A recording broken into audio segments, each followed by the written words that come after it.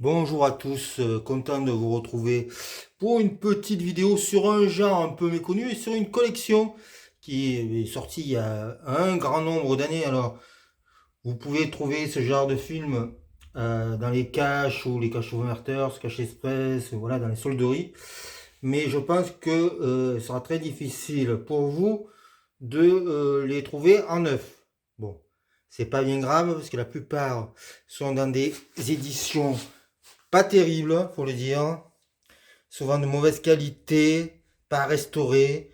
Et puis maintenant, il y en a certains qui ont été restaurés en 4K, en Blu-ray.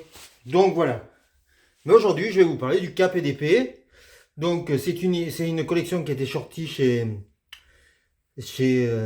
Atlas, qui regroupait des films de Pathé, de Gaumont, de TF1, de Studio Canal, de René Château, de LCG, et c'est une collection avec plusieurs titres, dont certains je ne considère pas qu'ils soient des KPDP, mais bon, je me suis dit, tiens, on va faire le tour rapidement sur les films.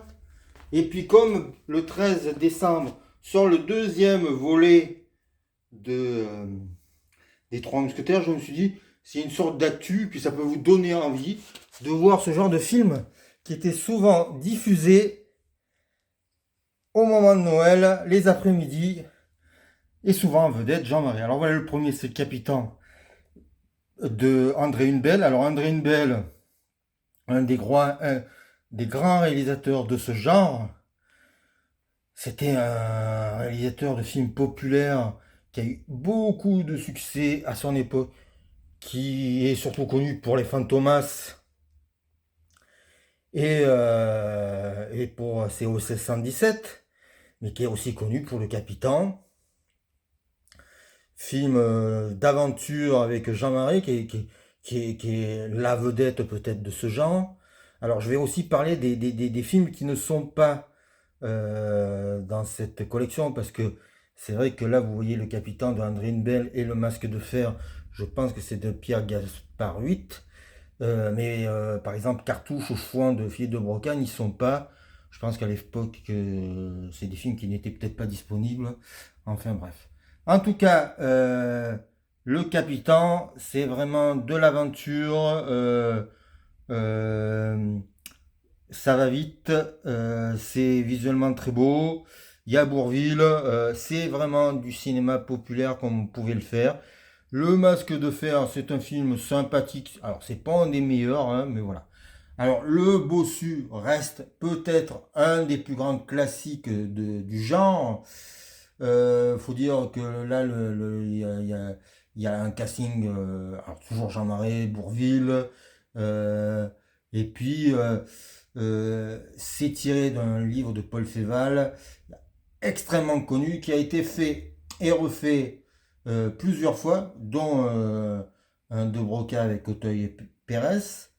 Et celui-là, voilà, celui-là vraiment, alors là, c'est un film qui doit passer tous les hivers sur Arte ou sur une chaîne concurrente. Alors, le capitaine Fracasse, adapté d'un roman de Théophile Gautier. Le film s'éloigne beaucoup de l'intrigue originale. Disons que là, on est beaucoup plus dans l'aventure de ce que avait fait Théophile Gautier en littérature. Une des versions très belles, c'est celle de Ettore Escola, je vous la conseille, qui est beaucoup plus mélancolique, presque théâtrale, mais un petit bijou à redécouvrir. Donc là, vous avez aussi Fanfan la Tulipe avec Gérard Philippe. Alors ça a été un énorme succès. Il est accompagné de Gina Lollobrigida, c'est un film de Christian Jacques. Christian Jacques, qui était un vrai cinéaste de cinéma populaire de l'époque. On va le retrouver assez vite dans un autre film. Et ben voilà, on enchaîne avec un autre Christian Jacques, La Tulipe Noire. C'est vraiment un maître du cinéma de quartier des années 50-60. Et c'était le genre de type qui attirait beaucoup de monde dans ça. Et il a fait beaucoup de films avec Jean-Marie qui sont difficilement trouvables. je vous conseille Gentleman de Cocody, qui est un film qui surfe sur l'homme de Rio et qui est assez rigolo. Donc là, Cadet Roussel, c'est un André Hubel. Alors là, on est plutôt dans la comédie potache, mais avec des épées et toujours Bourvil. Donc vous voyez, hein, on retrouve souvent les mêmes personnes. Donc le miracle des loups. Alors là, je crois que c'est un Jean Delannoy, je suis pas sûr de mon coup. Ou un Jean-Paul Le Chanois, je sais jamais, je les confonds. Euh, euh, il existe une version de Raymond Bernard en muet qui est vachement bien. Celui-là, il est très sympathique, mais bien sûr, ça s'éloigne beaucoup, beaucoup de l'histoire originale. Mais bon, il y a une scène très spectaculaire à la fin avec des loups. Vraiment, ça vaut le coup. De toute façon, c'est jamais des chefs-d'œuvre, hein, je vous le dis de suite. C'est souvent des films qui méritent d'être vus en famille, avec les enfants, un chocolat chaud, du pain d'épices. Voilà, c'est des films pour les enfants, souvent de 7 à 77 ans. Et plus si affinité, comme on dirait. Donc voici le Comte de Monte Cristo. Alors j'ai jamais compris pourquoi le Comte de Monte Cristo, il était mis dans le film de KDP, parce qu'il y a peu de scènes d'épée, mais en tout cas, je pense que ça vient de Dumas, quand même Dumas qui a pas créé le genre, mais qui l'a popularisé avec les Trois Mousquetaires, donc qui a une nouvelle version qui va sortir au mois de décembre, le deuxième épisode, avec un casting de folie, François Civil, Romain Duris, Vincent Cassel, Louis Garrel et j'en oublie plein d'autres. Donc là, le Comte de Monte Cristo qui est remaké aussi avec Pierre Nimet, je crois. Donc ils vont essayer de remettre au goût du jour les classiques de l'époque. Celle-ci avec Louis Jourdan, c'est peut-être une des meilleures. C'est Claude Autant-Lara qui la raconte et c'est presque un film noir. Donc c'est vraiment intéressant à le voir. Bon, comme le soulignait Tavernier dans Voyage dans le cinéma français, les premiers films en couleur de l'époque sont souvent trop... Il y a trop de couleurs et pas assez d'ombre, c'est bien dommage. Mais bon, voilà. Donc Cyrano et D'Artagnan, un Abel Gans. Moi, ça a été la découverte de ce réalisateur avec ce film. Sûrement pas son meilleur, mais ça reste très beau. On a la poésie de Cyrano, on a le panache de D'Artagnan et de Dumas. Et ça donne un film poétique, puisque ça parle aussi de voyage dans la Lune, et, très divertissant. Il faut voir, il y a une séquence où Michel Simon se bat à l'épée qui est assez drôle. Mais c'est Joseph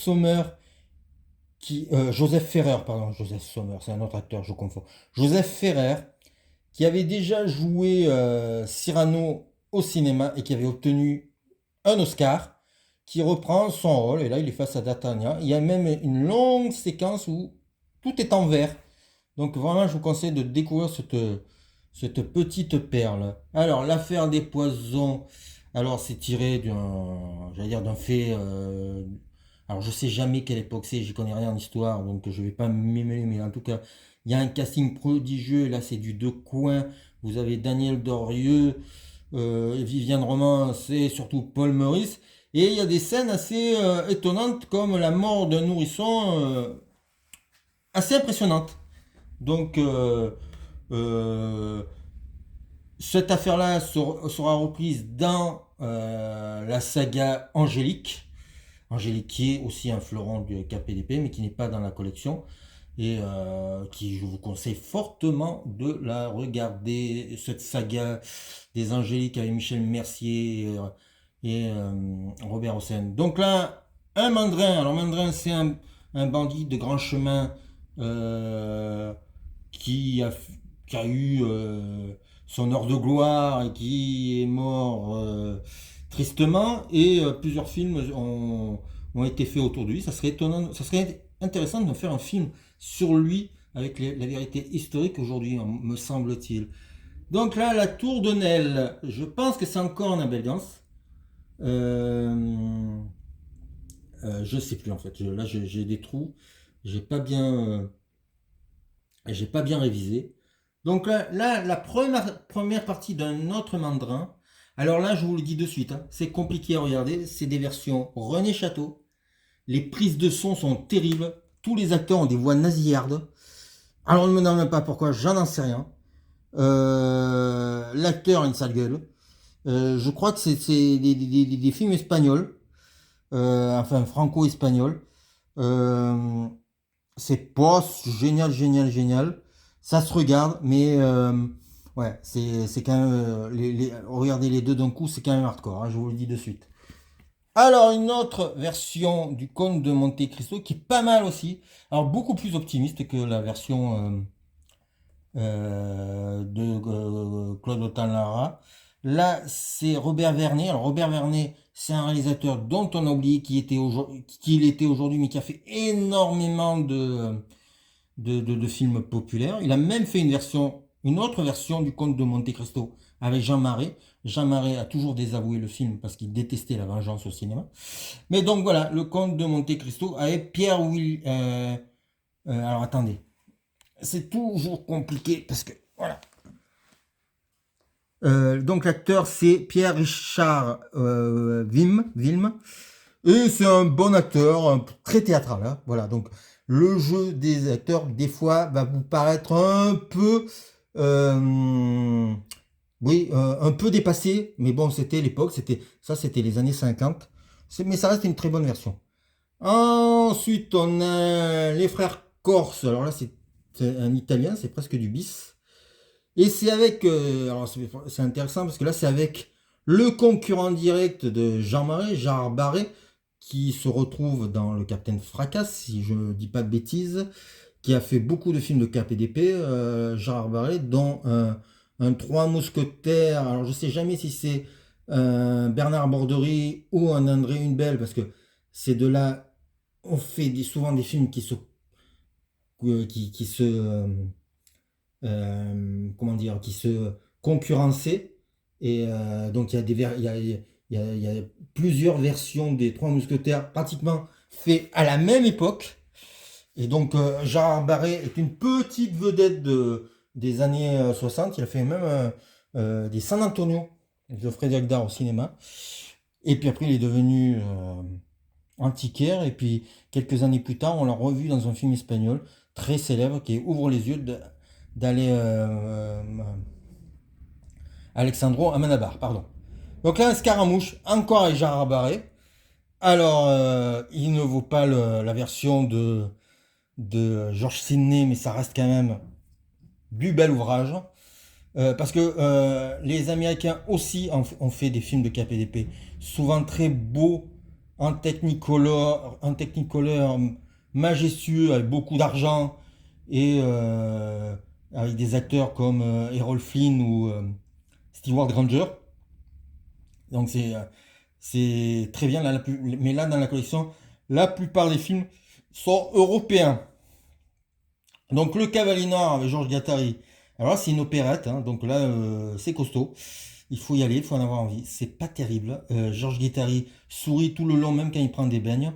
C'est un cinéma, alors là, mais désuet à mort. C'est sympathique, mais ça restera pas dans les annales. Le Capitaine. Alors là, celui-là aussi, il est dur, hein, parce que je sais pas comment étaient faites les prises de son à l'époque, mais là, ils ont tous des voix nasillardes. On a l'impression que c'est du 45, c'est du 33 tours qui passe en 45 tours ou vice versa. Enfin, on dirait que le son n'est pas à la même vitesse euh, des voix, mais voilà, c'était le cinéma populaire, il se faisait avec des bouts de ficelle. Donc là, on a le secret de Maya Ring avec Jean Marais. Alors, il y a Jean Marais dedans, mais franchement, si vous attendez un film de KPDP, ben n'y allez pas. Le film de KPDP souvent flirte avec le mélodrame. Et le secret de Maya Ring est un mélodrame tiré d'une histoire vraie. Il y a eu plusieurs versions, l'une célèbre avec Romy Schneider. Donc là, l'aventure de Séville, on est encore avec euh, du film de KPDP, mais en opérette avec Luis Mariano. C'est sympathique. Il a un bon physique, il a une voix terrifiante qui, qui gâche tout. C'est-à-dire que l'aventurier avec cet accent-là, c'est difficile. Mais bon, c'est le charme de ce cinéma-là. Là, on est avec deux classiques que j'aime beaucoup. Peut-être pour moi la meilleure adaptation des Trois Mousquetaires jusqu'aujourd'hui, parce que je n'ai pas vu la version de cette année des Trois Mousquetaires, mais celle-là me plaît beaucoup, qui est un mélange de burlesque et d'action effrénée de KPDP, et qui, dans la première partie, est vraiment dans le slapstick presque, et dans la deuxième partie, tombe dans le sombre plus âpre. Il y a, je pense, peut-être la plus belle scène de KPDP vue au cinéma. Alors, j'ai pas tout vu, mais celle-là, vraiment, elle est très belle parce qu'elle dure longtemps. C'est le fait qu'elle dure. Et c'est un combat entre D'Artagnan et Rochefort. D'Artagnan, c'est Michael York. Rochefort, c'est Christopher Lee. Et la scène, c'est celui qui est le moins fatigué qui gagne. Et ça donne vraiment un film intéressant, intense. Je les ai revus l'année dernière, c'est vraiment formidable. Le mystère de Paris. Alors là, c'est le genre de film où on pourrait en faire un vrai remake parce que c'est plein d'aventures, c'est plein de rebondissements, c'est feuilletonesque à mort et c'est Eugène Sue à, à l'écriture du livre et la version qui est sortie avec Jean-Marie elle est trop condensée. Il manque beaucoup d'éléments pour en faire une vraie réussite. À mon avis, c'est vraiment un truc qui serait tout à fait remécable. Et puis le dernier, c'est La fille de D'Artagnan de Tavernier avec Sophie Marceau, Noiret, Sami Frey, Jean-Luc Bidot. Tavernier ne devait pas faire ce film. C'était Ricardo Freda, un maître du film de KPDP. Alors je connais très peu les films de Ricardo Freda en KPDP, mais c'était considéré comme un maître. Tavernier avait une passion pour Ricardo Freda. Ça s'est mal passé sur le tournage. Je crois qu'il a foutu une baffe à Sophie Marceau. Sophie Marceau dit ben, j'arrête le tournage. Il a repris le film. Et donc, ben, La fille de D'Artagnan, c'est quand même très bien. Donc, voilà, c'était un éventail du film des KPDP. Donc, dedans, vous voyez qu'il n'y a pas cartouche, il n'y a pas les angéliques. Euh, on pourrait mettre des euros, mais bon, les euros, c'est les Italiens qui en ont fait ou les Américains, mais c'est vrai qu'il y a un très bon Zorro avec euh, Delon que j'aimerais bien revoir. Et puis sûrement qu'il en manque plein de films. Je pense que c'est un genre qui a périclité après La Reine Margot de Chéreau, parce que là, Chéreau a montré que oui, le combat d'épée, ça pouvait être gore, violent, terrifiant, sale, cradingue, et que ben, du coup, euh, voilà, ça a un peu refroidi certains. Alors, il y a eu quand même le Pacte des loups. Hein. Le Pacte des loups est un vrai film de KPDP. Il y a eu une version de Brocade du Bossu, comme je disais, qui est vachement bien, surtout grâce à Vincent Pérez, qui est très étonnant dans son personnage. Et puis cette année, donc c'est revenu au goût du jour. Euh, Écoutez, moi franchement, c'est un genre que j'aime bien.